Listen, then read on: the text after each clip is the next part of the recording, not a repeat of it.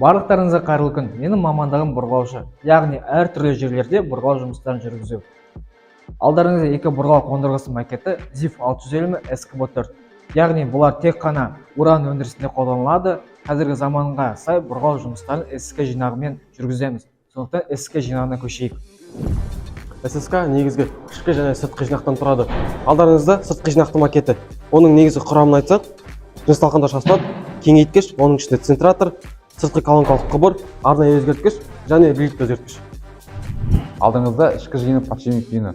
Бұл келесі бөлшектерден тұрады. Яғни бұл ілгіш, мұртшалар, шарик, отырғыш сақина және сигнализатор. Ал бұл овершот. Овершот ішкі жинақты ұңғымадан көтеріп түсіру үшін қажет. Ол подшипник түйінен былай ілінеді. Керін қабылдаушы құбыр және керін жылғыш тұлға.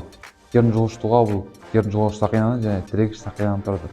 Осы керін толған кезде біз керін жылғыш тұлғаны шешіп алып, ескі тұлғаны салып, сол тұлғаны бұра отырып, керінді шығарып аламыз. Алдарыңызда керін жәшігі. Керін жәшігі бұрғылау барысында шыққан керіндерді салу үшін қажет. Бұл керіндердің өзінің салу реттілігі бар, яғни солдан оңға қарай, жоғарыдан төменге қарай саламыз.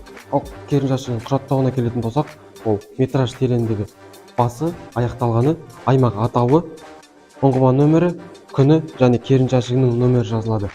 Ол толған керін жәшігі болған соң қақпағын жауып, геолог мамандарға жібереміз. Ары қарай осы барлық айтылған ақпараттар бойынша өндірістік тәжірибедегі жұмыс барысына көшейік. Назарларыңызда бойлы тізбес бұрғылау қондырғысы. Оның артында бұрғылау құбырларына арналған стеллаж орналасқан. Ал оның арғы жағында ішкі колонкалық құбырдан керін шығаруға арналған стеллаж. Ал бұлар бұрғылау жұмыстарына арналған көмекші аспаптар. Зумфтың ішінде жуу сұйықтығы болады. Зумфқа сорғыш шлангасы тасталып, ол сорғыш шлангасы сорғышқа жалғанады. Сорғыштан айдаушы шлангасы жалғанып, ол айдаушы шлангасы вертилік тығынға жалғанады.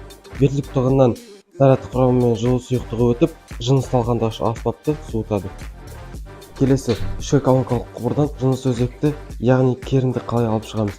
Ол үшін колонкалық құбырдан бір кілтпен қысып, екінші кілтпен подшипник түйінінен босатып шешіп аламыз. Оны құбырлардың үстіне қойып, оның орнына ескі керін жылғыш тұлғаны бұрап, кілтпен қатайтып қоямыз. Одан кейін ішкі колонкалық құбырды стеллажға қойып, керінді ішкі колонкалық құбырдан балғамен керін жылғыш тұлғадан ұру арқылы шығарып аламыз.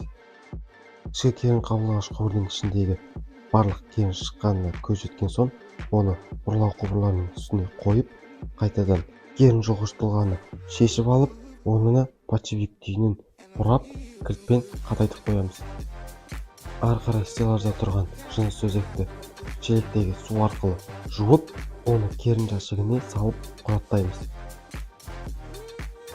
Қысқаша айтқанда, ұңғыманы бұрғылау процесі осылай жүреді. Назарларыңызға рахмет.